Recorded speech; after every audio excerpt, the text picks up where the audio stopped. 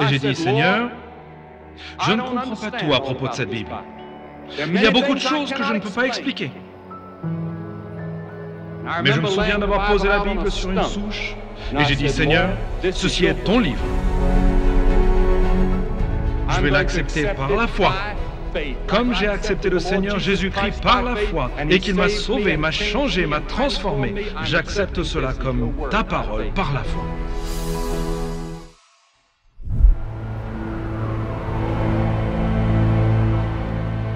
Il s'agit de la 42e Broadway à New York, surplombant Times Square. Les caméras d'ABC News TV sont sur les lieux pour rapporter l'histoire telle qu'elle est réalisée dans cette 16e semaine de campagne d'évangélisation de Billy Graham à New York. Quel spectacle passionnant et merveilleux! Je souhaite que ceux qui partageaient cette retransmission par télévision puissent voir ce que je vois. Billy Graham était affectueusement connu comme le pasteur de l'Amérique. Il est rapidement devenu une vedette nationale. Tu me dis, Billy, je suis différent. Je ne pense pas que la religion soit pour moi. Je ne pense pas que je sois du genre. Mais c'est un voyage inattendu qui a commencé loin du feu des projecteurs. Dieu peut changer. Chaque après-midi, quand Billy passait la porte, « Maman !» C'était ses premiers mots, et je savais que Billy était dans les parages. L'enfance de Billy, qui a grandi dans une ferme laitière de Caroline du Nord, a été aussi ordinaire que possible. Il a lu tous les livres de Tarzan, et ensuite il descendait dans les bois et essayait de jouer. Ça n'a pas trop bien marché. Lui et Melvin travaillaient à la ferme laitière. Melvin adorait le travail acharné. Billy Frank n'aimait vraiment pas faire des travaux physiques, il n'en faisait jamais. Mon frère s'intéressait principalement à deux choses, le baseball et les filles. Et je ne sais plus dans quel ordre. Même si Billy a grandi dans une église, à l'adolescence, il n'y allait qu'à contre-cœur. Lorsque l'évangéliste itinérant Mordecai Ham est venu en ville, il n'était pas surprenant que Billy ne veuille rien savoir. Lorsque Mordecai Ham est venu à Charlotte, j'ai pensé qu'il s'agissait d'une sorte de grand cirque ou d'un grand événement émotionnel et je n'ai pas envisagé d'y aller.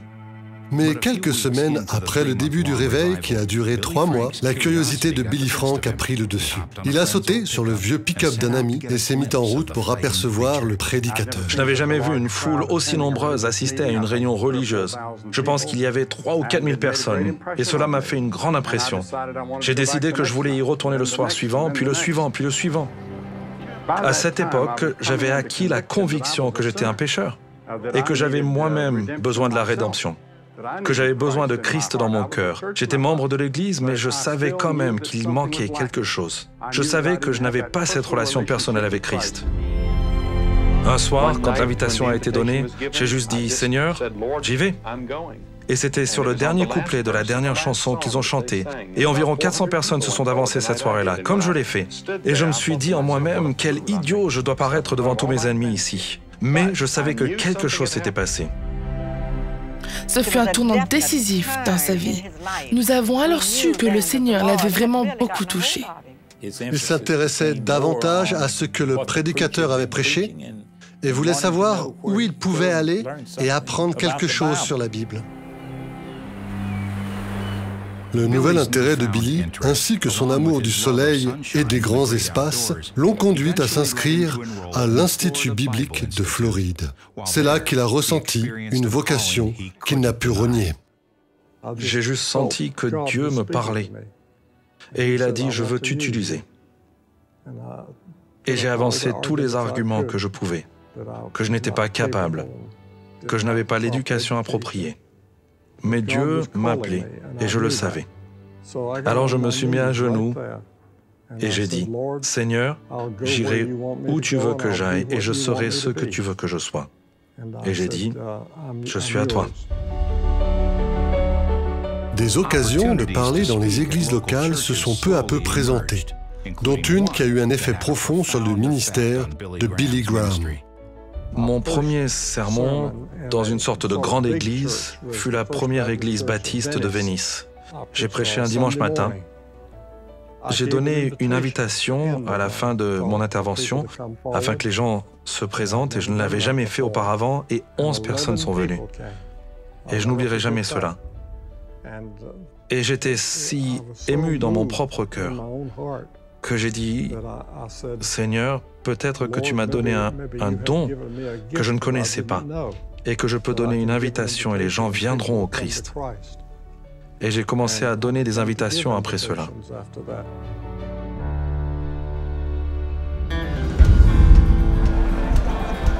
Et l'Écriture dit dans 2 Corinthiens que si quelqu'un est en Christ, il est une nouvelle créature. En 1945, Billy a rejoint Jeunesse pour Christ en tant qu'évangéliste et parcourant plus d'1 million de kilomètres au cours des 4 années suivantes. Et aujourd'hui, la peur, les problèmes, et cette heure fatale quand Dieu tourne son dos. Et je veux vous dire que je connais la réponse à vos problèmes. Les opportunités pour Billy Graham continuent de se multiplier dans les villes. Mais il est bientôt confronté à un dilemme qui menace de faire échouer son ministère émergent. Il y avait un débat au sein de ses amis qui commençait à remettre en question les Écritures et à se demander pourquoi mon père croyait que toute la parole de la Bible était inspirée de Dieu. Les arguments étaient que l'on ne pouvait pas vraiment faire confiance aux Écritures et que seuls les fondamentalistes à l'ancienne pouvaient y croire. Et j'ai commencé à penser que peut-être ils avaient raison. Peut-être que cette Bible n'avait pas autant d'autorité que ce que je pensais. Et je me souviens à quel point cela m'a perturbé, car j'avais toujours cru en la Bible. Billy Graham était à la croisée des chemins, aux prises avec des arguments qui avaient des conséquences inévitables.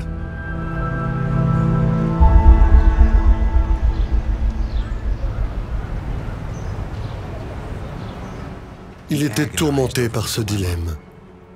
Mais Billy a continué à étudier et à prier, sachant qu'il ne pouvait pas avancer tant que la question n'était pas réglée, une fois pour toutes. L'été 1949 l'amènera à un moment décisif. Je me souviens de nombreuses années de cela. J'ai traversé un terrible combat intellectuel à propos de la Bible. Et j'étais préoccupé, inquiet et en conflit avec moi-même. Et je me souviens être sorti au clair de la lune dans la forêt. Et j'ai pris cette Bible. Et j'ai dit, Seigneur, je ne comprends pas tout de cette Bible. Il y a beaucoup de choses que je ne peux pas expliquer. Et je me souviens d'avoir posé la Bible sur une souche. Et j'ai dit, Seigneur, ceci est ton livre. Je vais l'accepter par la foi, comme j'ai accepté le Seigneur Jésus-Christ par la foi. Et il m'a sauvé, m'a changé et m'a transformé. J'accepte cela comme ta parole par la foi.